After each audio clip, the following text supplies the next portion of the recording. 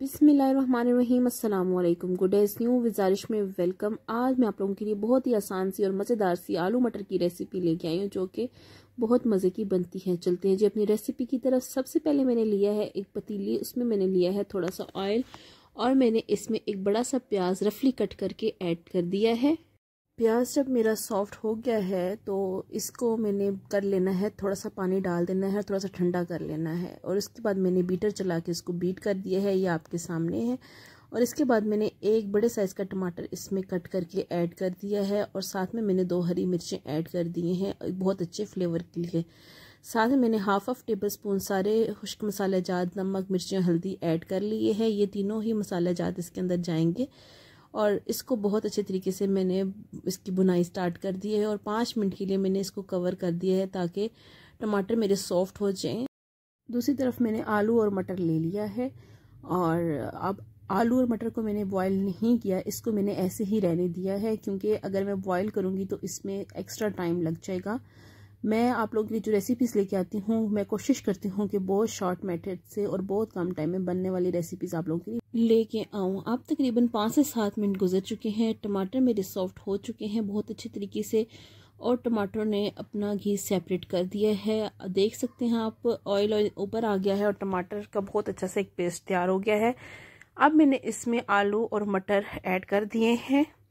मैंने तकरीबन 1 पाव के करीब मेरे मटर थे और तकरीबन 2 मीडियम साइज़ के मेरे आलू थे जो मैंने दोनों ही इकट्ठे ऐड कर दिए हैं। अब मैंने इनकी बहुत अच्छे तरीके से कर लेनी है बुनाई। अब इसमें तकरीबन 1 टेबल स्पून इस पॉइंट पे मैंने साथ ही कसूरी मेथी ऐड कर देनी है। आप किसी भी ब्रांड की कसूरी मेथी ले सकती हैं। मैंने कसूरी मेथी ऐड की है, तकरीबन 1.5 टेबल स्पून मैंने कसूरी मेथी इसमें ऐड कर दी थी क्योंकि इससे भी बहुत मज़े का खुशबू और फ्लेवर आता है। ये है जी मेरा सीक्रेट इंग्रेडिएंट ब्लैक पेपर जो मेरे हर खाने में जाता है और मेरे खाने का मज़ा दोबाला करता है। अब जी मैंने इसको थोड़ा सा भून लेना है और उसके बाद मैंने इसमें पानी ऐड कर लेना है। पानी आप अपनी नीड के अकॉर्डिंग ऐड कर सकते हैं। बहुत से लोगों को ये बहुत ज़्यादा थिक पसंद होता है इसमें शोरबा और बहुत से लोगों को बहुत पतला सा शोरबा इसमें अच्छा लगता है। तो आप जब इसको अच्छे तरीके से भून लें आलू और मटर को तो तब ही पानी ऐड कीजिएगा। मैंने इसमें जस्ट 2 गिलास वाटर के ऐड कर दिए हैं और इसको फिर मैंने थोड़ा सा पानी को ड्राई कर लेना है।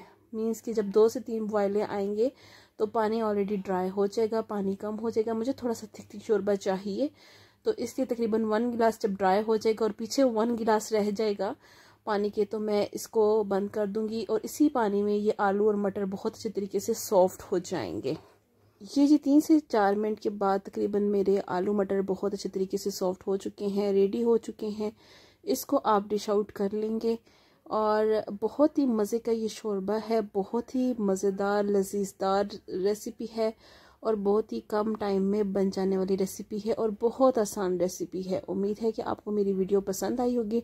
मिलते हैं अपनी अगली वीडियो में। Thanks for watching.